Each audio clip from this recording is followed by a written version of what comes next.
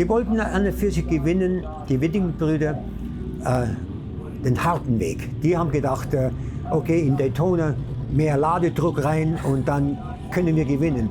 Die haben uns Motoren aufgeblasen, links und rechts. Bis wir endlich mal gesagt haben, Kameraden, das geht nicht.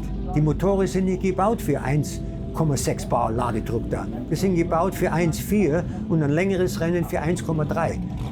Bis die das mitgekriegt haben. Ich meine, von der Geschäftsseite her, das war gut für uns. Wir haben reichlich Motoren für die überholt, bis die mal gelernt haben, so kann man nicht Rennen gewinnen. Hier ist alte Schule, die goldene Ära des Automobils. Mein Name ist Carsten Arndt, herzlich willkommen zur heutigen Folge Alte Schule. Und das betone ich ganz besonders, weil es jetzt noch einen zweiten Podcast gibt, bei dem ich mitmachen darf, und der heißt Future Classics. Da hört ihr mich zusammen mit den beiden 2 aus 11 Moderatoren Jens Seltrecht und Frank Otero Molanes, und wir reden über Autos, die die beste Zeit vielleicht noch vor sich haben. Ich freue mich, wenn ihr auch da mal reinhört. Jeden Dienstag gibt es eine neue Folge, überall wo es Podcasts gibt, aber heute ist ja Donnerstag und der ist und bleibt der alte Schuletag, so auch heute.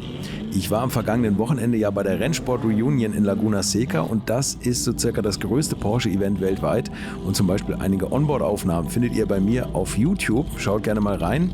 Und wenn man über Porsche in Amerika redet, dann kommt man immer wieder auf einen Namen, und das ist N-Dial. Der Name setzt sich ja zusammen aus Arnold Wagner, Dieter Inzenhofer und Alwin Springer. Arnold Wagner lebt leider schon nicht mehr, Alwin Springer hat bei mir schon unterhaltsamste Anekdoten zum Besten gegeben, und Dieter Inzenhofer, den hört ihr heute. Und ihr hättet mal erleben müssen, wie die Leute um ihn herumwuseln und vor wie viele Kameras er an dem Wochenende gezerrt wurde. Kein Wunder, denn viele Jahrzehnte war N-Dial fast ein Synonym für Porsche Motorsport in Nordamerika. Umso erstaunlicher wieder einmal, wie bescheiden Dieter Inzenhofer daherkommt und dass er sich an dem Wochenende auch noch Zeit für mich genommen hat, denn nebenbei hat er natürlich auch noch an Autos geschraubt. Viel Spaß jetzt mit dem DI aus N-Dial. Viel Spaß mit meinem heutigen Gast, Dieter Inzenhofer. Dieter, schön, dass du dir die Zeit nimmst hier. Ja. Bei der Rennsport Reunion hast du wahrscheinlich auch viel zu tun. Was machst du hier? Anne, ich habe vor ein paar Wochen einen 2 Liter 906 Motor überholt, und der Besitzer von dem Auto ist Jeff Swart. Okay. Und jetzt schaue ich halt ein bisschen nach dem Motor. Aber in früheren Jahren haben wir ja viel schnellere und mehr PS-Motoren gebaut, aber ist immer noch Spaß. Ja, das glaube ich. Die alte Schule mit Vergaser und Düsenwechseln und so weiter, ja, bis alles stimmt. So, ja? und du hast ja auf dem Wagen 906, hast du 60 Jahre Erfahrung. Ja, 60. Oder? Ja, ich gehe zurück auf an und für sich 1955, wo ich in München meine Lehre gemacht habe bei der Mahak. Das war der große Händler in München. Ja. Und da war ich zufällig in der großen Halle, da wurden Volkswagen renoviert und so weiter und überholt und so weiter. Und gerade direkt gegenüber, da war die Porsche-Abteilung. Und da wurden die Porsche Spider, der 550 Spider, der war früher also ein Straßenauto, das war der 550 Spider, und waren Straßenautos, nicht Rennautos, und die haben die gewartet, Motor raus, Ventile einstellen, und wenn ich mit der Volkswagen-Arbeit fertig war mit meinem Geselle, dann bin ich rüber und habe da ein bisschen Hand angelegt. Habe natürlich fragen müssen, und daher bin ich mit den Autos verwandt seit 1955. Wahnsinn, die 4-Cam-Motore, die Königswöllen-Motore, der Fuhrmann-Motor. Das Aufwendigste wahrscheinlich, was man damals kaufen konnte. Ja, und dann da nach der Lehre in München war ich noch ein Jahr Geselle, und dann habe ich Filme von Amerika gesehen, Freddy und der fremden Sternen. Kann mich an den Film noch gut erinnern da. Und der war in Kanada gedreht. Okay. Und da und Magazine gesehen, wo die dicken Cadillacs in New York rumgefahren sind. Und da habe ich mir gedacht, da muss ich hin.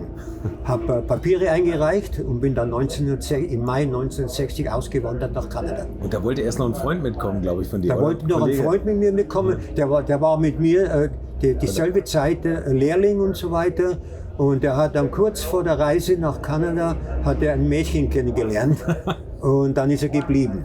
Hat aber Jahre später zu mir gesagt, Dieter, ich hätte doch mit dir mitgehen sollen. Ja, ich glaube auch. Ja. Aber überleg, was du daraus entwickelt hast, Ja, ne? Über die ganze Zeit. Ja.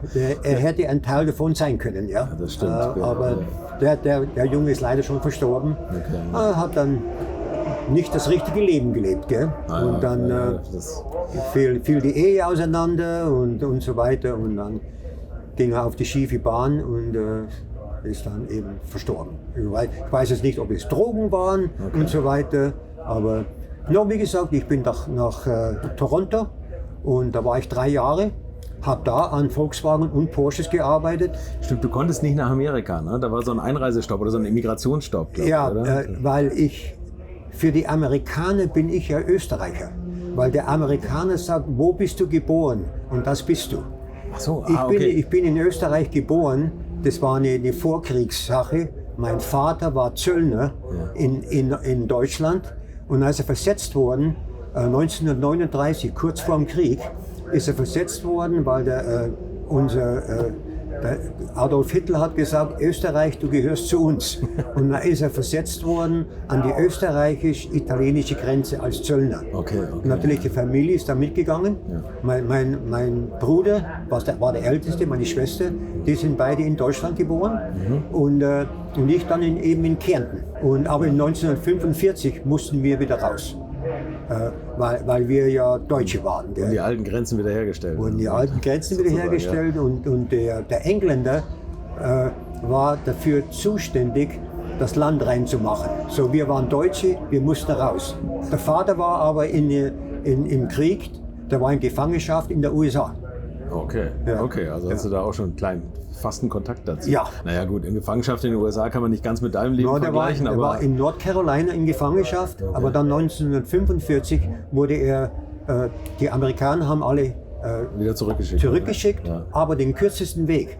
Nach Le Havre wurde er ausgeladen, dann haben die Franzosen meinen Vater bis 1949 gehalten, in Gefangenschaft. Okay, krass. Und dann mein Vater kam dann 1949 nach Hause. Wann bist du geboren? 41, im Mai 41. Ja. 82 Jahre alt, das merkt man auch nicht. Du bist auch so ein altersloser Mensch. Ich bin ein alter. Also mit Porsche scheint man jung zu bleiben. Das ist immer wieder faszinierend. So. Natürlich auch viel Sport. Fahrradsport und Skisport, das mache ich weiterhin noch. In etwas langsamer, aber macht weiterhin noch Spaß und alles. So, und dann die 3 Jahre in Toronto. Und dann hat es geheißen, da habe ich dann eben meinen Partner kennengelernt, Arnold Wagner. Und wir waren gut befreundet. Wir waren bei Golden Mile, hieß das, oder? In Toronto waren wir in der Golden Mile. Das war der kanadische Importeur für Volkswagen und Porsche. Aha, okay. Und dann haben wir herausgefunden, in Vancouver ist die Zahlen besser. Dann sind wir nach Vancouver, der Arnold und ich, mit Freundinnen. Okay, und haben wir dann beide in Vancouver geheiratet. Ich war für den Arnold Trauzeuge und er war für mich Trauzeuge. Okay, ist der Alvin Springer da schon bekannt gewesen? Nein, für euch? den haben wir gar nicht gekannt. Das kam erst später. Das kam erst später. Okay. Und dann 1965, da waren andere Freunde von uns, die waren schon in Kalifornien und waren bei Vasek Polak. Es war ein großer Händler, also ein Händler damals, einer von den ersten Händlern in Kalifornien. Und da haben wir gehört, der hat nur einen neuen Parts Manager gebraucht. Und dann der Arnold war ja in Teile immer, es war nie ein Mechaniker oder anything. Der Arnold Wagner war immer Teile und er war sehr gut da. Und dann ist er eingeladen worden von Vasek Polak. Und der hat dann die Stelle genommen und ich habe ihm gesagt, hey, wenn der auch Mechaniker braucht, frage ihn, ob der Mechaniker braucht. Und kam zurück, ja. Dann haben wir beide eingereicht für die USA, für die grüne Karte. Ja. Okay, Ja. also der Vasek Polak hat hier nicht irgendjemanden eingeladen, sondern du musstest ja schon so ein bisschen Erfahrung mit Racing haben und du hast tatsächlich Autos immer schon modifiziert, oder? Das war nicht, der brauchte einen Parts Manager. Okay, Einen neuen Top-Partsmann. Ja. Und die Position hat der Arnold eingenommen dann. Okay, aber für dich meine ich jetzt. Ich war da, du hast doch auch schon ganz normaler Mechaniker, habe aber schon Erfahrung gehabt mit Porsches. Mit Carmen Ghia, oder? Ja, ich habe einen Carmen Ghia mit Porsche-Motor und Porsche-Bremsen gehabt und alles. Ja. Das war eine feine Sache. Wie gesagt, wir sind in 25. Arnold hat einen 1952er Porsche gehabt und ich mein Carmen Ghia, halb Porsche. Dann sind wir hier mit unseren Frauen runtergezogen. Okay. Und du hast aber in Kanada immer schon für diese Ice Races Autos modifiziert und so? Ja, oder? wir haben Eisrennen gefahren und da oben hab ausgeholfen. Jeder hat da oben ein bisschen Rennen gefahren. War das Speedsters, Coupés und der Ludwig Heimrath. Das war dann später so ein guter Freund von mir geworden da. Und wir waren zusammen in Sebring. Der hat einen Fahrer gebraucht. Ich war 20 Jahre alt. Hat einen Fahrer gebraucht, um nach Sebring zu fahren. Dann sind wir mit der hat einen 60er Super 90 gehabt. Okay. Und dann sind wir eben nach Sebring gefahren. Am Weg zurück hat er einen kleinen Unfall gebaut. Ja, das ging beinahe alles schief da, okay. Aber das nur nebenbei. Und das Auto war Totalschaden. Und dann sind wir mit dem Bus zurück nach Toronto. Er wurde aber zuerst, er sollte ins Gefängnis, weil da musste eine Strafe bezahlt werden. Und er hat seine Frau angerufen, die hat dann Geld geschickt in Martinsville, Virginia, war das. Okay.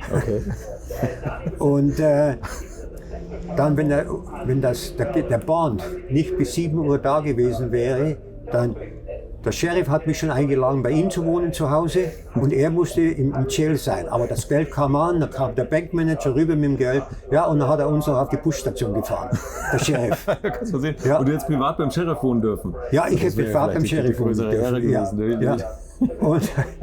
Und dann hat der uns noch zur Busstelle gefahren. Ich habe einen Kopf verbunden gehabt, weil ich habe ein bisschen, es war ein schlimmer Unfall. Okay.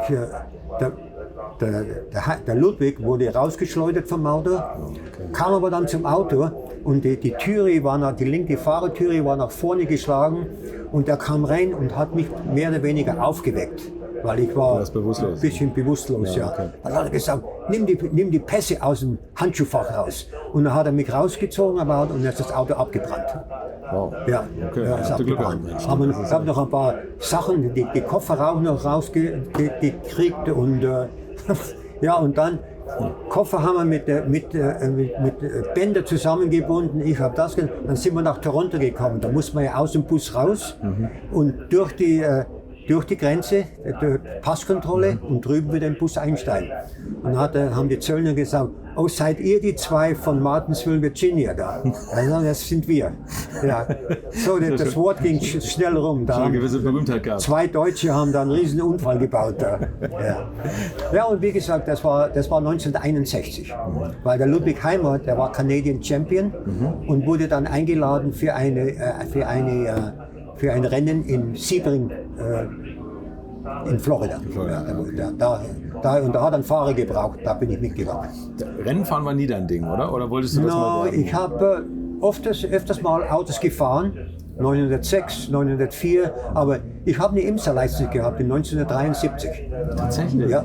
Okay. Und die habe ich aber dann verfallen lassen, weil ich war dann mehr verwickelt nur mit Autos zu präparieren, Motoren bauen und so weiter. Okay. So, und dann kam Vasek Pollack. Ja, war in Vancouver 2 Jahre, da habe ich dann auch nur mehr oder weniger Porsches und Volkswagen gemacht, aber in einem kleineren Verhältnis. Und dann kam Vasek Pollack 65. So, wie war Vasek Pollack? Was war das überhaupt für ein Name für euch? Also man kannte den schon, oder? Der war ja schon eine große Nummer. In Kanada konnte man den nicht, aber er war bekannt in Amerika schon. Ja. Und hat auch schon ein bisschen Rennen gefahren mit meistens 550 Spiders und da bin ich dann eben in die Renngeschichte reingekommen. Und aber die Autos, die haben wir immer gebaut, nicht während der Tageszeit, sondern da mussten ja die Straßenautos repariert werden und dann abends haben wir die Rennautos gebaut.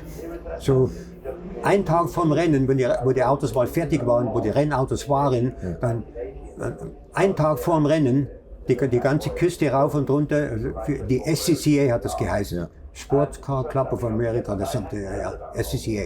Und haben wir die präpariert, dann sind wir zu den Rennen gefahren mit den primitivsten Autos und Anhänger haben wir die Autos drauf gehabt. Mit alten Chevrolets haben wir die Autos gezogen auf einen Single-Axle-Anhänger. Ja. Diese 550er. Ja, und dann habe ich auch noch einen Spider, noch einen Elva auch mit Carrera-Motor auf die Tour genommen.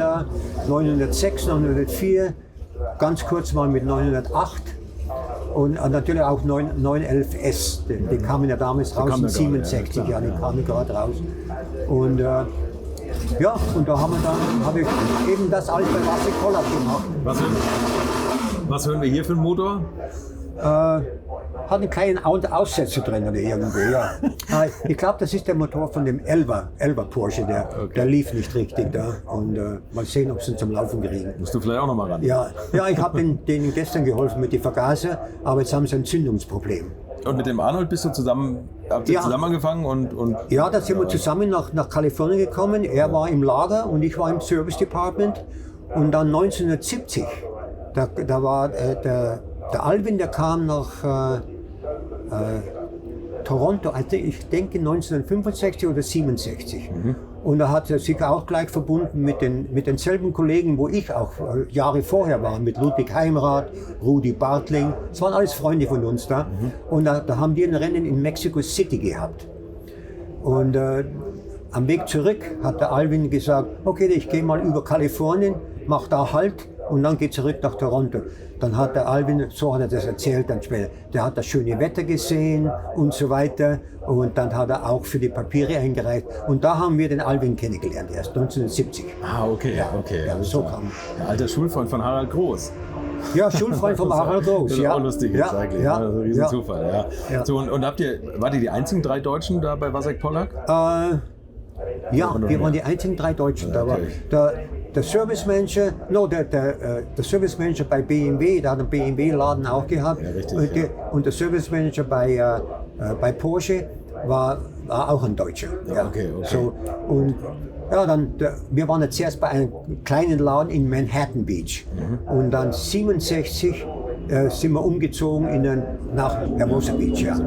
Und da war dann etwas größer, mit Showroom vorne und alles und so weiter. Und es waren, glaube ich, 6 oder 8 Hebebühnen drin. So waren das relativ groß. Ja. Ne? Und dann hat er, glaube ich, auch irgendwann BMW aufgegeben, um sich nur noch auf Porsche zu konzentrieren. No. Achso, hat BMW weitergemacht. Das ganze 917-Programm, was der Alvin dann gemacht hat, das war alles im BMW-Laden rumgemacht. Achso, okay. Ja, da waren so kleine, da war Platz im Hinterhof da und da waren Gebäude.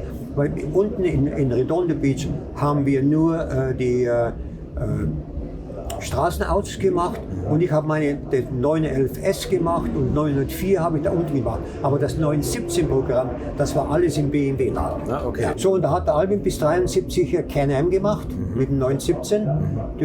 Hat er bestimmt alles erzählt. Die Story kennst du ja alles. Hat er bestimmt besser erzählt wie ich. Und dann 73, wo die Can-Am vorbei war, da kam er dann, das braucht man nicht, da kam er dann runter da hat er weiterhin arbeiten müssen. Ja, genau. Und dann hat er mit mir haben wir Team gemacht, haben wir als Team an den Straßenautos gearbeitet. Ja. Er hat das Vordreh- und Fahrgestell gemacht und ich habe die Motorseite gemacht. Und was halt zu machen war, dann haben wir Klimaanlagen eingebaut, weil die Autos kamen ja alle ohne Klimaanlage von Deutschland. Dann haben wir die Klimaanlagen eingebaut.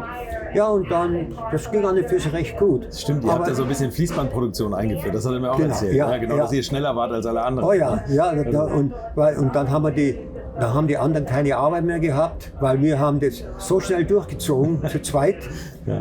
Und das hat den anderen nicht gefallen, aber wir haben gut Geld gemacht, weil wir haben ja alle auf Kommission gearbeitet. Genau. So, das hat gut geklappt, aber das wurde dann alles sehr monoton. Aber in der Zeit, wo der Alvin auf der Can-Am war, da habe ich die ganzen lokalen Rennen gemacht. Mit 904, 906. Elva Porsche und so weiter. Das habe ich alles gemacht. Und du warst immer so ein bisschen der Motorenfachmann, oder? Also das war so deine Spezialität? Ja, aber nebenbei, die Fahrgestelle waren waren Teil vom Rennauto da. Ja. Aber als Motorrad habe ich spezialisiert, den 4-Cam-Motor von 904 und so weiter, 550 Spider. Ja, die habe ich auch alle gemacht. So, ich bin sehr verwandt mit dem Motor. Und dann wurde es etwas monoton Und dann haben wir gesagt, wir müssen irgendwas machen. Und dann kam die Idee, an und für sich, Vasek Polak hatte die Gelegenheit, eine Dealership zu kaufen in Santa Barbara. Okay. Ja, und dann hat er gesagt, okay, er will in Arnold als Parts Manager dort haben. Und dann sagte er, ich gehe aber nicht ohne Dieter nach Santa Barbara. Aber der Key-Ding war dann, wir wollen aber ein kleines Percentage an der Arnold dann eben Manager, ich Service Manager, aber dann wollten wir vielleicht 5% von der Firma haben. Okay. Und in Vasek Polak Sport, die werde ich nie vergessen. Ich habe noch nie Partners gehabt und werde auch nie welche haben. Und das war dann für uns das Stichwort, da war für uns keine Zukunft mehr. Ich wollte nicht mein Leben lang Mechaniker bleiben und der Arnold Service Manager, Parts Manager. Ja, und dann kam die Idee auf mit uns dreien, dass wir vielleicht was selber aufmachen. Aber war das mutig damals? Weil eigentlich war ja Porsche total am Abgehen. Ihr hattet ja schon mega Kontakte in die ganze Szene und habt wahrscheinlich auch viele Leute mitgenommen, oder? No, überhaupt nicht. No. Nee, also das war, ihr habt wirklich bei Null angefangen. Wir haben von Null angefangen. Wir sind bewusst 40 Meilen von Vasek Polak weggezogen. Es war von Redondo Beach, oder 30 Meilen waren es, ja. Wir wollten weit genug weg, aber wir wussten, wir waren nähe Newport Beach. Wir wussten, da waren die Porsche. Ja, richtig. Da war Newport Beach, ja. Newport Beach waren sehr viele Porsche. Und darum sind wir bewusst da hingezogen und haben da klein angefangen, in einer kleinen Garage mit 2 Hebebühnen da. Okay. Und da waren mal viele, eben mit Rennautos, 917 haben wir gleich dort gemacht, die ganzen RSR Porsches. Und da kam der Willi Kausen, das ist ein bekannter Name in Deutschland. Habe ich schon mal gehört, haben meine Hörer auch schon mal gehört. Willi Kausen. Wir haben ja von dem einen 917 gekauft für einen von unseren Kunden. Okay. Und da kam der mal rüber und da hat er das Wort drüben fallen lassen in Deutschland. Leute, ihr solltet das sehen. Die Garage ist eine Pommes-frites-Bude, aber nichts mit Turbos und Rennautos, 917, alles hatten die da. Und das ist eine Pommes-frites-Bude, also klein, war auch klein. Und dann wollten wir ja größer machen, aber dann waren wir auch in Mittel einer Umbauzone. Es war in Costa Mesa. Die wollten die ganze Gegend, war ein bisschen verkommen die Gegend, komplett auffrischen. Wir waren da drin. Dann sind wir zu einer Council Meeting von der Stadt gegangen. Und wollten wir haben Pläne machen lassen für eine größere Garage. Das Grundstück wäre groß genug gewesen. Und dann waren wir dort. Dann hat das Panel und der Council hat gesagt, und mit dem Bürgermeister in der Mitte sagt er, ich sehe da kein Problem, was die Burschen da vorhaben. Und da stand der City Manager auf, hat gesagt, Mayor, hold off on your decision. Und der Bürgermeister, der wurde böse, sagte, geht da was los, was ich nicht weiß davon? Und dann hat er gesagt, okay, am Mittwoch kriegen wir dann Bescheid. Und dann haben die gesagt, ja, ihr könnt machen, was ihr vorhabt da, aber ihr seid in der Umbauzone, dann wir zahlen euch aber nur, was heute steht auf dem Grundstück und nicht euer Anbau.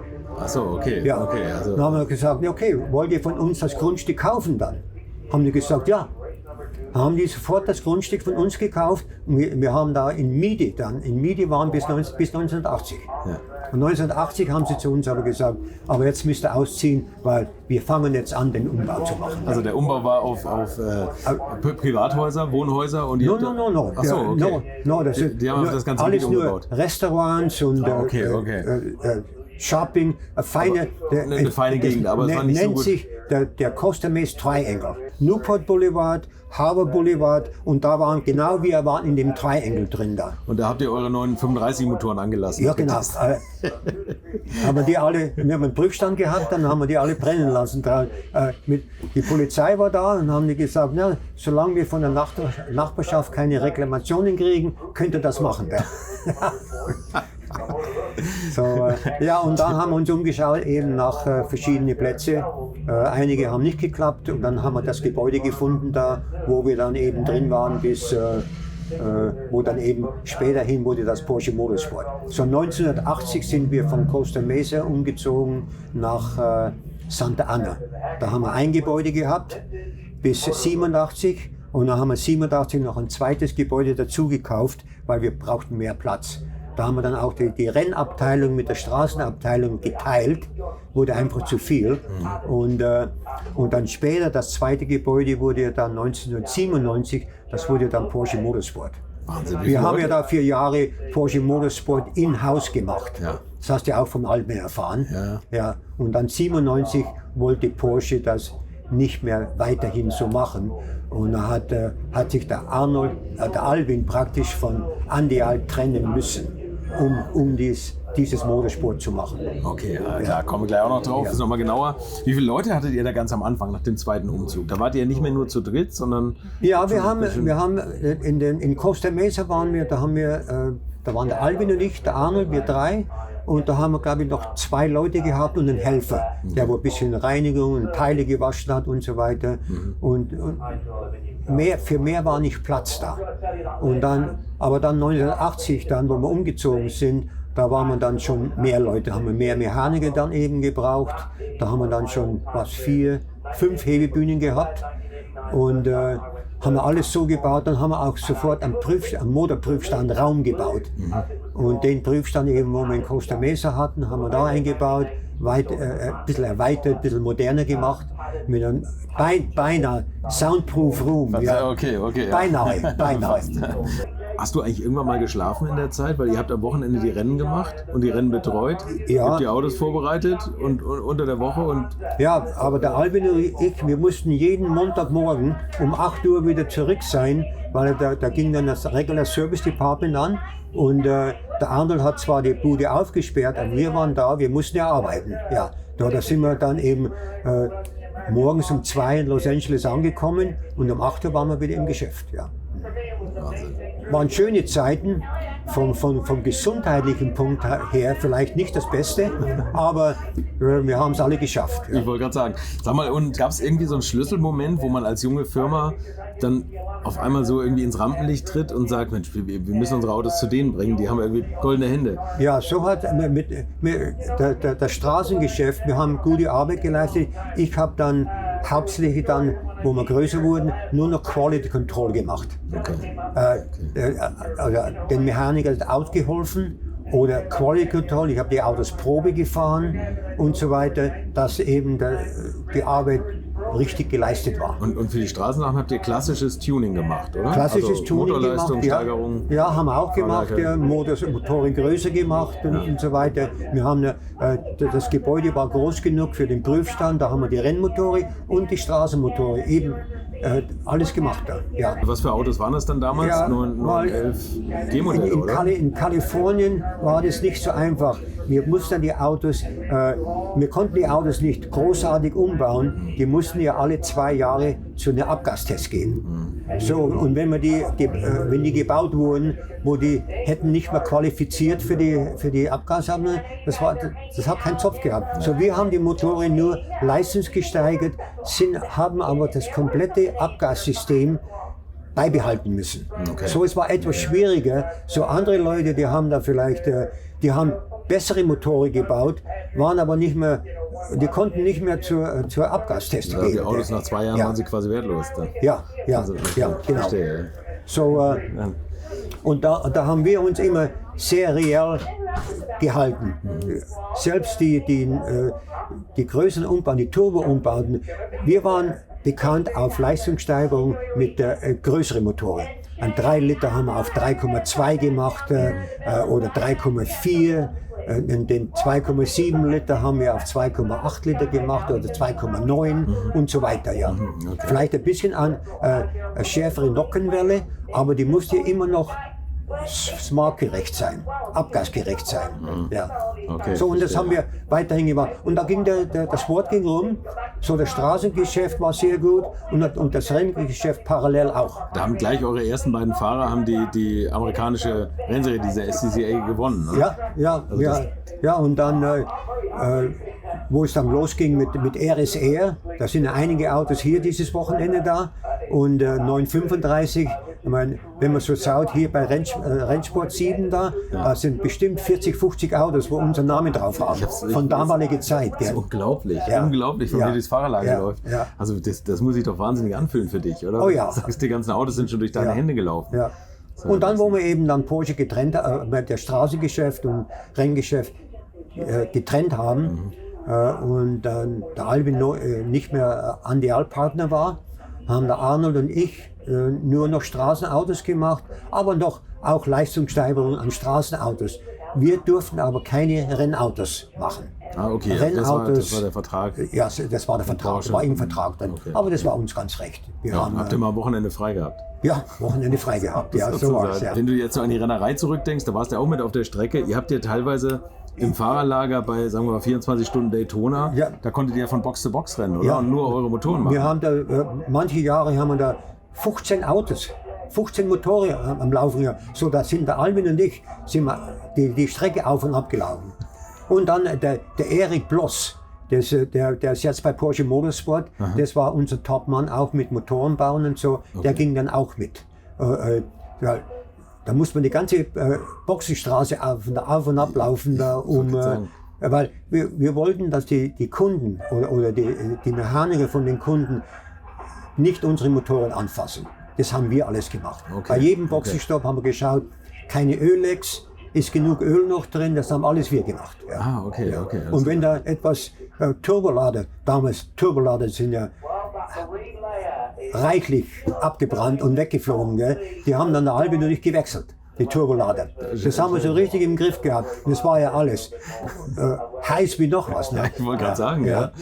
Aber da haben wir, der Albin und ich haben ja ein gutes System gehabt. Haben wir so einen Lader gewechselt in 5 Minuten. Gell? Ja. Und dann ging es wieder raus. Gell? Wahnsinn. Wie hat Porsche eigentlich auf euch reagiert? Hattet ihr schon Kontakte so zu Porsche? Also die Leute, die jetzt hier auch Valentin Schäfer, Norbert Singer oder richtig, so? Oder sind die, wir haben sehr gute Verbindungen gehabt. Wir mussten ja unsere Rennteile direkt vom Porsche Motorsport kaufen. Ja, und es wurde alles mit Lufthansa reingeflogen. Ja. No, Valentin Schäfer kannten wir von der Can-Am-Serie her schon. Ja, stimmt, genau. Ja. Das ist ja auch mal dabei gewesen. Weil der Albin hat ihn als erster kennengelernt, weil er in der Can-Am-Serie war mit 917. Und der Albin war ja in Deutschland für 2 oder 3 Wochen, um den Motor kennenzulernen. Und wenn nötig, musste er den Motor in Manhattan Beach überholen. Ne? Und nicht der wurde nicht ins Werk geschickt. Ja, und dann 2005 hat Porsche Motorsport hat sich so ausgeweitet, die haben mehr Platz gebraucht. Und dann das Gebäude, wo wir das Straßengeschäft gemacht haben, hat dann Porsche Motorsport auch noch übernommen. Und das war der Grund für Arnold und mich, einen anderen Platz zu finden, aber reichlich etwas relativ kleiner, viel kleiner. Okay. Und da haben wir dann noch drüben Motoren gemacht. Nicht so viel täglichen Service mehr, sondern nur noch ein paar Motoren hier und da. Aber das ganze Ersatzteillager war noch da. Wir haben ja viel Ersatzteile, Male, Kolben und Zylinder war sehr groß für uns im Straßengeschäft. Okay. Nockenwellen und Motorteile. Und da habe ich noch einige Motor dann gebaut. Und das war dann eben 2011 ist dann Arnold verstorben. Dann habe ich noch 2 Jahre weiterhin Andial weitergemacht und habe dann 2013 die Firma zugemacht und Porsche Motorsport hat den Namen gekauft. Ah, okay. Ja. Okay. Und jetzt machen die immer noch so ein paar Sonderversionen oder sowas, die Endial heißen. Ja, das war alles unter Jens Walter. Der war 7 Jahre Porsche Motorsport Präsident in der USA und er hat das mehr oder weniger das zweite Gebäude, der Umzug für Arnold und mich und dann der Namenkauf, da war der Arnold schon verstorben und dann so lebt Endial weiter. Und dann wurden da weiterhin 5 Spezialautos gebaut mit dem Andial-Namen und dann die Uhren da und alles da. Das war alles dann 2015, glaube ich, ja. 2015. Okay. Ja. Okay. Und dann, und ich dann, mein Hobbyladen mache ich weiterhin noch und helfe so Freunden aus ein bisschen, aber ist kein offizielles Geschäft mehr. Wie viele Hebebühnen hast du jetzt noch? Eine? Zwei. Ja, Okay. zwei elektrische Hebebühnen. Die waren zuerst wo wir noch größer waren, in Fountain Valley, waren sie nebeneinander und jetzt habe ich sie hintereinander. Ja. Okay. Und habe aber meine ganzen Drehbank, Fräse, meine ganzen Werkzeuge habe ich alles auf der Seite. So ich könnte alles, wenn ich wollte, an Porsches noch machen. Wow. Okay. Ein großer Wendepunkt, glaube ich, für euch war 962, oder? Das war doch nochmal... Ja. Wo der 962 kam, da haben wir... Oder 956, als das losging. Ne? Ja. War der 956 war ja nie zugelassen in der USA. Weil der 962 wurde nur gebaut, mehr oder weniger für IMSA in der USA. Wegen der Achse, die vor der Küche war. Ja, weil die Beine vom Fahrer, die waren vor der Achse. Wenn die Vorderachse quer durchgezogen wird, waren die... Und dann haben die den 962, die haben das Vorderteil länger gemacht, dass die Beine... Die Füße hinter der Vorderachse waren. Das ist der Unterschied von 956 auf 962. Ja. Das war mir jetzt nicht bewusst, dass 956 nie in Amerika gefahren ist. No. Nee, nicht unter IMSA. Ja, okay. Der ist vielleicht gefahren, da bin ich mir nicht ganz sicher, ob der unter FIA hier gefahren ist, war in Daytona. Ja, aber das weiß ich jetzt nicht. Also, das müssen wir nachschlagen. Ja. Ja, aber IMSA war Ja, IMSA war unser Ding, von Anfang an schon. Eben mit der RSR, dann 934, 935 und waren 936, das waren alles Werksautos, die waren hier, haben wir nichts mit zu tun gehabt. Und dann kam der 962. Ja. Ich war einmal in Le Mans, da war der erste 962, der Preston Hen hat den gekauft und der ging vom Werk nach Le Mans. Und da habe ich da in Le Mans zwei Autos betreut, den 962 und den 956. Okay. Ja. Und, und 78 waren der Albin und ich mit dem 935 in Le Mans. Das ging aber auch nicht gut. Wir mussten einen französischen Autofahrer haben, zugelassen zu werden. Ah, okay. Ja, das ist eine ganz andere Geschichte, da brauchen wir gar nicht reingehen. Ja, das war Jean-Pierre Jarier, war der Fahrer. Ja. Ja. Hat bestimmt vielleicht Albin auch erzählt, ja. Aber es war nicht so dein Ding, Le Mans? No, der hat uns dann, da muss ich heute noch lachen, oder Albin, ich lache noch heute noch, der hat eine Sponsorship gehabt von einer Turnschuhfirma. Dann hat wir waren nicht da gerade im Auto, hat er eine 3D auf die hat 3D Reklame auf die vordere Haube gemacht. Das war nicht ein flaches Kleber, Poster, sondern 3D. Wir haben das gesehen. Der wäre sowieso weggeflogen, der Schuh. Ja? Und dann haben wir den eben abgemacht. Und der hat die erste Tour gefahren. Das ist so, was ich denke. Der wollte nicht 24 Stunden da Rennen fahren. Er wollte kurz einen PR-Auftritt machen. Ja. Der wollte die erste Runde fahren, die erste Stunde fahren, hat aber den Motor aufgeblasen in der ersten Stunde. Wir nehmen an, vielleicht ein bisschen zu viel Ladedruck. Ja. Und dann war die Sache vorbei. Okay, so schnell kann es manchmal gehen. Ja. Ne? Mit dem 962 habt ihr, also mit L. Holberts Wagen immer so ein bisschen als Testfahrzeug gehabt, oder? Das Löwenbräu-Holbert-Auto war praktisch unser Testmobil. Wir haben Albin und ich, wir haben eine neue Idee gehabt, irgendetwas besser, schneller zu machen. Und dann haben wir das in dem Löwenbräu-Auto vom Earl Holbert ausprobiert. Und wenn es funktioniert hat, dann haben das die anderen Kunden auch gekriegt. Ah, okay. Ja, alle anderen Kunden, die haben dasselbe gekriegt. Aber wir haben auch mit 935 schon, da haben wir mal unser eigenes Auto gebaut, den Moby Dick. Das ist ein Rohrrahmenauto. Das Einzige, was bleiben hat müssen von der Porsche Design, ist die Windschutzscheibe und das Dach. Das hat dasselbe sein müssen. Alles andere war frei. Und das Auto ist ja hier. Das hast du gesehen, ja? Den Moby Dick ist ja euer Ding, euer Moby Dick. Unser Moby Dick, ja. Ja, den haben wir noch nicht gesehen. Oh ja, das ist auf der ersten Reihe vorne. Müssen wir gleich nochmal lang gehen. Der ist komplett restauriert worden und ist sehr schön. Das müssen wir gleich nochmal zeigen. Der Moby Dick hatte ja auch zwei Heckscheiben übereinander, ne? Ja, dass genau. man den so ein bisschen länger ziehen konnte. Das hat der Manfred, das haben die Kremers angefangen. Okay. Die haben den K3 genannt. Ja. K3. Da war die Originalscheibe noch drunter und die Kremerscheibe war drüber. Und dann, das hat das Auto einen besseren Airflow gehabt. Das fiel zu schnell ab. Und das hat der Krämer gehabt. Und die Autos haben dann das alle gehabt hier in den USA. Ja, und ja, den 962, da haben wir dann, da habe ich einen Poster hängen in meinem Wohnzimmer über dem Feuerplatz, ein Poster, der sagt 50 in 4,6 Jahren. 50 Gewinne, 50 Gewinne in 4,6 years, und das waren alles unsere Motoren. Unglaublich, ja, unglaublich. Ich glaube 10 oder 12 Teams habt ihr versorgt, ne? Ja, oh ja. Ja. Wir haben die meisten 962 hier betreut, also motorenweise. Ja, tatsächlich. Ja. Ich glaube von amerikanischen Teams sogar alle. Ne? Sogar alle. Das hat nämlich der Alvin gestern, da stand ich mit einem Kollegen und dann hat er gesagt, Alvin, wie viele Teams habt ihr in Amerika betreut? Ich gesagt, alle. Alle, ja. Wir haben alle gemacht, alle Motoren. Ja. Die kamen in Kisten angeliefert, wir haben die revidiert, getestet am Prüfstand, weil in der Zwischenzeit hat sich unser Prüfstand immer verbessert und alles da.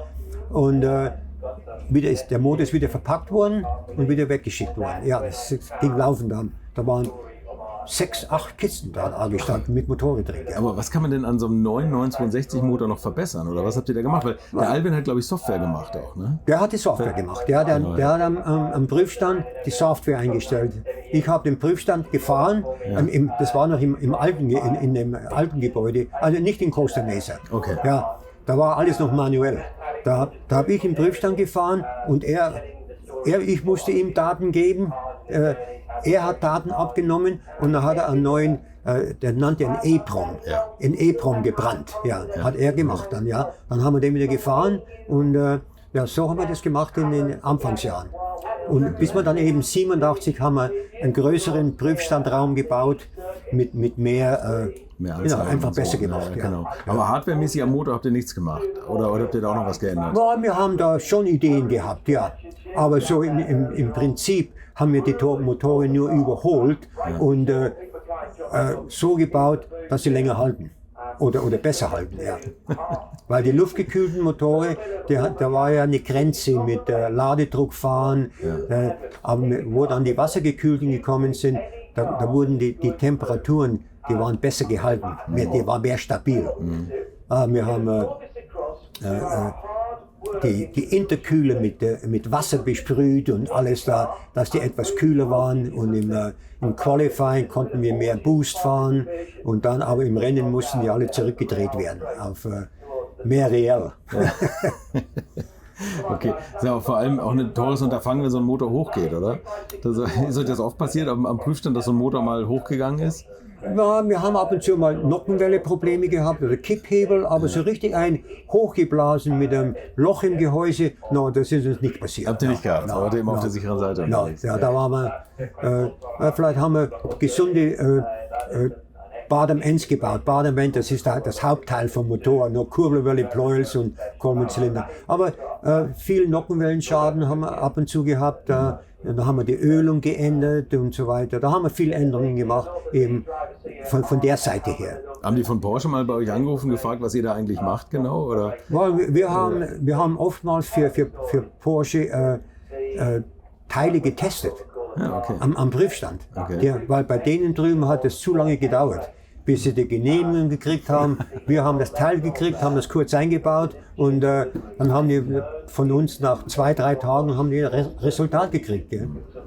So ist das mit kleinen Firmen. Ne? Deswegen müssen große Hersteller immer kleine Firmen haben. Da war die Zusammenarbeit mit Porsche war immer gut. Wie hat denn Vasek Pollack eigentlich reagiert? So? Habt ihr den danach nochmal getroffen? Oder das Pollack hat sich nicht schön benommen uns gegenüber.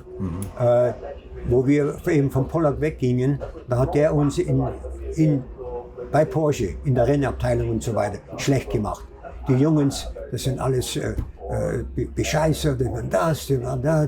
Und der wollte richtig, dass wir von drüben nichts kriegen, keine Teile. Dass die uns keine Rennteile verkaufen. Aber die haben in Pollack gekannt und die haben uns gekannt. Das waren 3 reelle Jungs, die wollten was Anständiges machen. Die hatten aber auf der anderen Seite den Vasek Pollack gekannt. War nicht immer alles real mit ihm. So, und das hat sich dann schnell geändert. Die haben herausgefunden, da haben wir weiterhin unsere Teile bekommen, Informationen, was wir gebraucht haben, wenn ein neues Auto kam und so weiter. Und da ist er sowieso beinahe zu alt gewesen, schon weiterhin Rennen zu machen. Weißt du? Nach der Can-Am war sowieso nichts mehr los mit Rennen. Aber er hat uns schlecht gemacht, ja. Es war nicht schön von ihm. Ja. Ja. Versucht man mit allen Mitteln die Konkurrenz auszuschalten. Ja, genau. Ja, genau. Ja. Sag mal, der Rolf Stommelen fällt mir gerade ein. Ja. Der ist ja in einem 935 verunglückt, ne? Ja. Tödlich. Ja. In Amerika, war das ein Auto von euch eigentlich? Oder war das? Ja, das war ein Auto nicht von uns, Gott nicht sei von Dank. euch, Ja. ne? Ja, okay. Wir haben unser Auto laufen gehabt, aber der war mit der, jetzt habe ich den Namen vergessen, aber auch war ein 935. Ja. Und ich war zu der Zeit, ich war nicht bei dem Rennen, weil eine Woche vorher ist mein Vater verstorben und da war ich in Deutschland. Und da kam mein Schwiegervater, bei dem habe ich einmal gewohnt, der sagte, hat schon gehört, Rolf Stommelen ist umgekommen.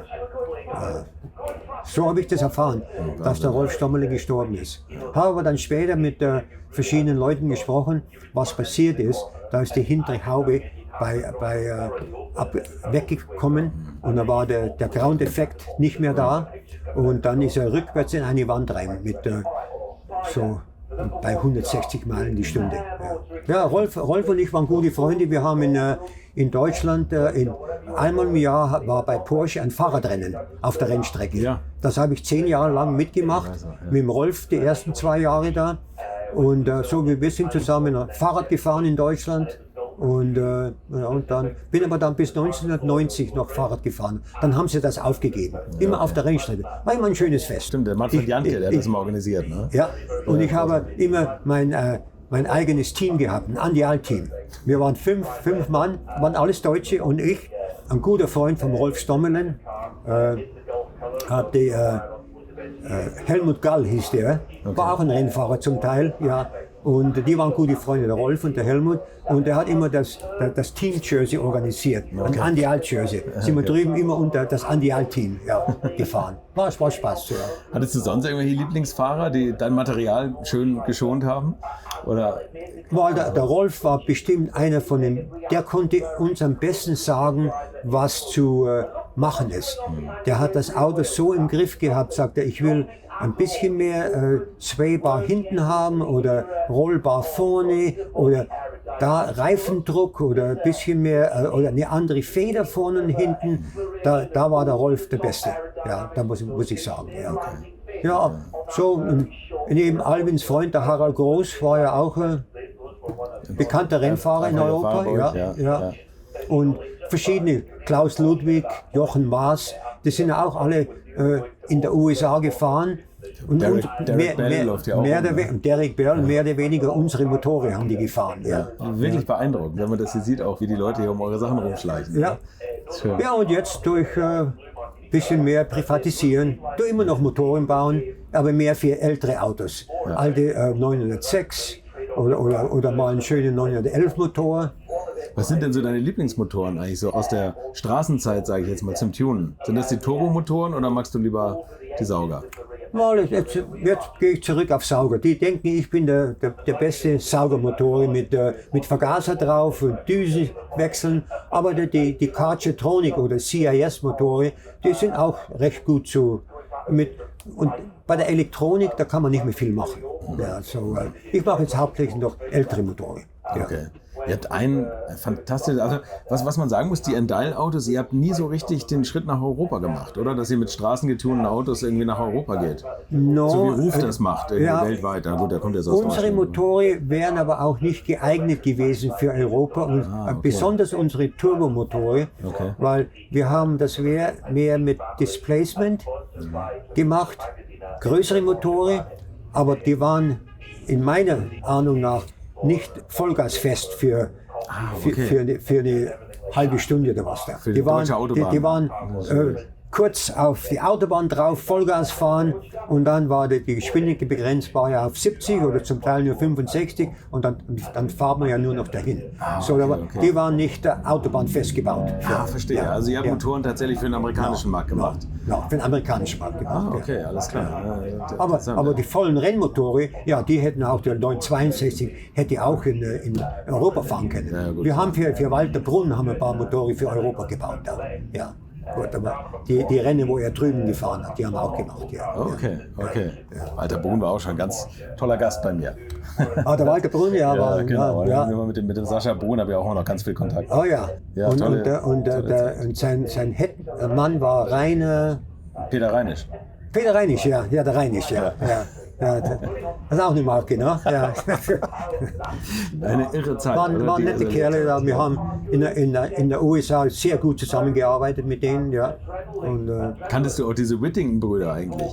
Oh, sehr gut sogar, ja. Ja, sehr gut, ja. Ja. Die haben mich eingeladen zum Flugplatzrennen mal. Die haben ja beide P-51s gehabt. Das Militärflugzeug von den Amerikanern, die P-51 da. Ja. Die waren, kannte beide sehr gut. Ja, es waren spezielle Jungs, kann man mal vorsichtig sagen. Das ist das richtige Wort, spezielle Jungs. Ja. Der Bruce Meyer, ich komme da jetzt auch drauf, der Bruce Meyer ist ein großer Autosammler auch und so. Und der hatte den K3, den Kremer, den ersten Le Mans-Sieger quasi von Kremer. Und da sind die Whittington-Brüder mit Klaus Ludwig zusammengefahren. Genau, das hat er gesagt. Ja, genau. Ja, die wollten an und für sich gewinnen, die Whittington-Brüder, den harten Weg. Die haben gedacht, okay, in Daytona mehr Ladedruck rein und dann können wir gewinnen. Die haben uns Motoren aufgeblasen, links und rechts.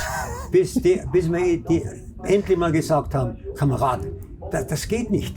Die Motoren sind nicht gebaut für 1,6 Bar Ladedruck da. Die sind gebaut für 1,4 und ein längeres Rennen für 1,3. Bis die das mitgekriegt haben. Ich meine, von der Geschäftsseite her, das war gut für uns. Wir haben reichlich Motoren für die überholt. Ja. Bis die mal gelernt haben, so kann man nicht Rennen gewinnen. Ja. Aber geil, solche Kunden zu haben, die auch immer alles bar bezahlt haben. Oder sind sie bei euch auch mal mit dem Koffer vorbeigekommen? Ja, die haben einiges bar bezahlt. Ja. Was für eine Zeit. So Anfang der 90er kam Porsche mit den Carrera Cup Autos nach Amerika. Da habt ihr auch ein lustiges Erlebnis gehabt mit dem Hin- und Hergebaue, oder? Mit dem Hin- und Hergebaue, ja. Genau. Da haben wir 25 Autos umgebaut. Also die mussten, nochmal muss man sagen, als Straßenautos nicht umgebaut, sind die hergekommen aus Zollgründen, glaube ich, oder? Ja. Okay, also die sind so hergekommen. Die haben einige Änderungen drin gehabt schon, aber wir mussten die ganzen Polster und die Teppiche, alles innen rausnehmen. Die schlimmste Arbeit war, den Klebstoff wegzukriegen. Weil wir wollten ja nicht die Farbe beschädigen innen, weißt?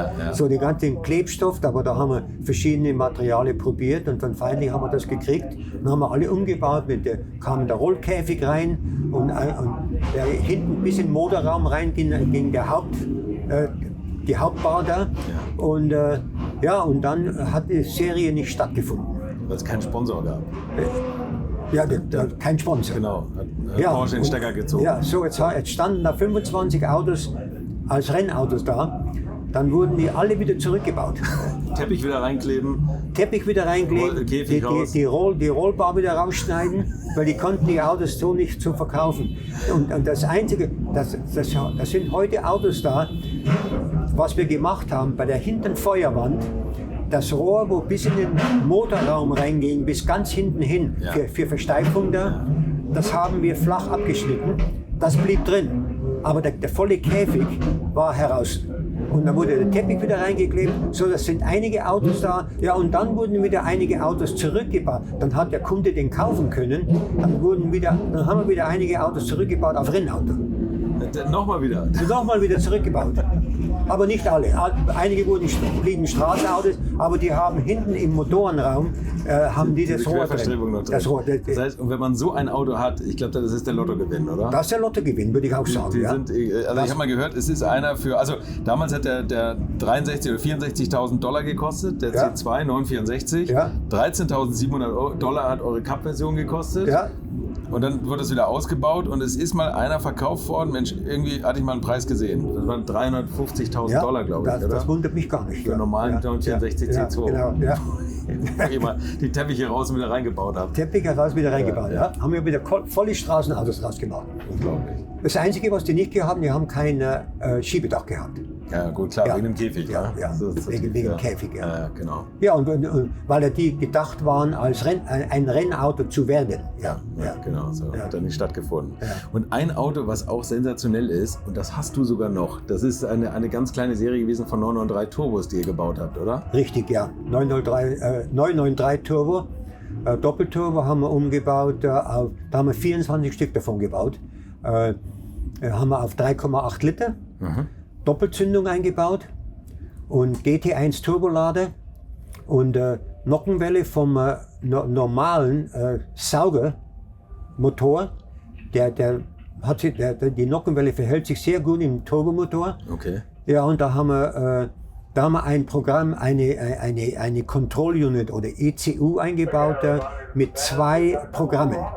Ein Programm hat 590 PS gehabt und dann hat ein Kippschalter und dann war der Motor 630 PS.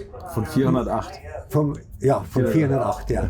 Aber das 630-Programm, das musste mit 100 Oktan oder besser Benzin gefahren werden. Ah, okay. So, wenn das einer mit dem 91 Oktan umgestellt, verbrennen die Kohlen. Das Benzin war nicht gut genug. So war dann zu kaufen, ja. Und da haben wir 24 Stück davon gebaut und ich habe einen davon. Ja. Ich habe einen zurückgekauft von einem Kunden. Okay. Für den Kunden haben wir 3 Stück gebaut. Und dann ist er eben für den Vater, dann war der Vater verstorben und ich habe dann einen vom Sohn gekauft. Ja. Was sind die heute wert? An und für sich, ich habe 2 gehabt, den ersten und dann habe ich den zweiten noch gekauft.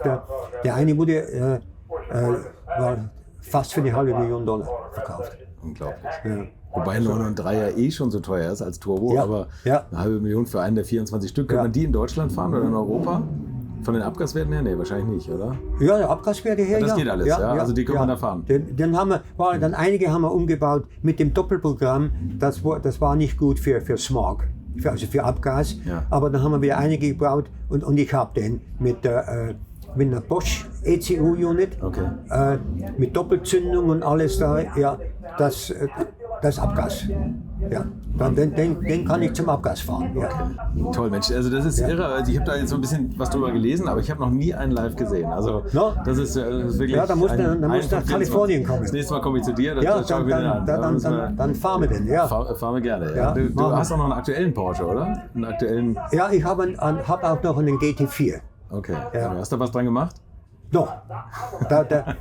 Den habe ich vom Jens Walter, das war sein Geschäftsauto, wo er Porsche-Chef war in den USA.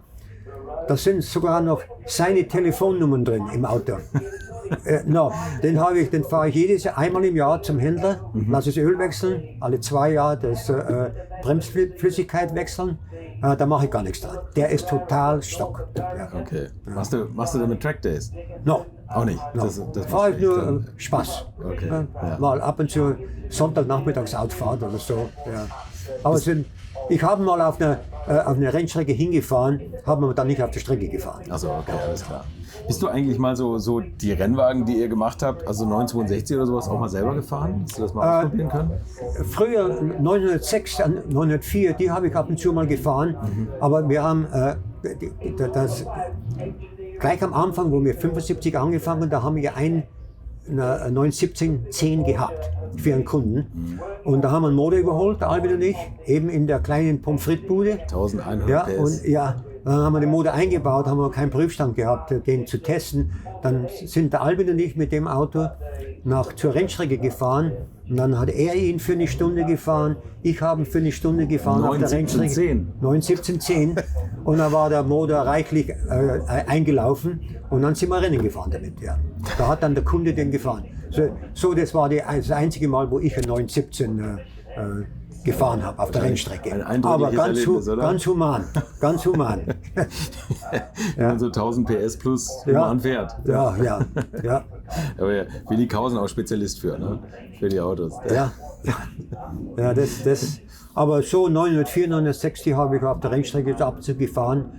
Bei so Porsche Owners Club Events habe ich gefahren. Okay. Spaßmäßig, ja.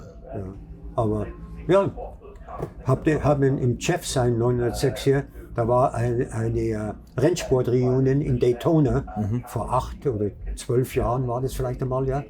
Da habe ich in Jeff sein 906 in Daytona gefahren. Ja, okay. Ja. Okay. Und parallel neben mir war der Hurley Haywood mit dem 917, dem Brummus-Auto. Und auf der Steilwand da, waren wir da auf der Steilwand, dann habe ich da rausgeschaut und da war der 917 da oben. Da. Und wir sind nicht super schnell gefahren. Sage, wenn der runterkommt, bin ich, der rollt über mich drüber. Das ist ein teurer Schrott, ne? Ja, teurer Schrott, ja. Ja, so. Diese Art und Weise bin ich mit den Autos mal ab und zu gefahren. Ja. Aber nie Rennen gefahren. No.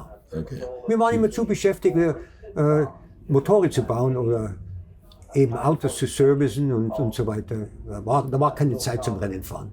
Also, ihr könnt jetzt noch stundenlang zuhören, aber es läuft ja Rennsport Reunion und die ist ja nur alle paar Jahre. Ja. Da hast du auch noch ein bisschen was anderes zu tun. Es ist 1:15, um 4 Uhr haben wir noch mal jetzt machen wir dann mal ein bisschen Lunch. Ne? Jetzt machen wir ein bisschen Lunch und die Leute stehen ja hier auch Schlange, um mit dir zu sprechen. Ja. Aber ich habe dich hier nicht exklusiv gepachtet. Ja. Und jetzt musst du auch noch meine letzte Frage beantworten und das ist immer die letzten 50 Liter Sprit. In welchem Auto und auf welcher Strecke würdest du die verfahren, wenn das Rohöl mal ausgehen sollte und jeder kriegt nochmal 50 Liter Sprit? Die würde ich gerne verteilen in meinen beiden Turbos, in meinen beiden Autos, den GT4 und den Turbo. Muss aber Superbenzin sein. Ja, okay. Nicht das regulär. Das darfst du dann aussuchen. Ja, da würde ich das dann gerne nochmal in jedem Auto nochmal 25 Liter verfahren. Ja. Und dann, aber auf Elektrik, da glaube ich, werde ich nicht mehr gehen. Ja, das brauchen wir uns jetzt nicht mehr angewöhnen, oder? Mit 82 ist das, so viel Sprit haben wir schon auf der Welt. Ja, genau. Ja, so viel haben wir noch. Ja.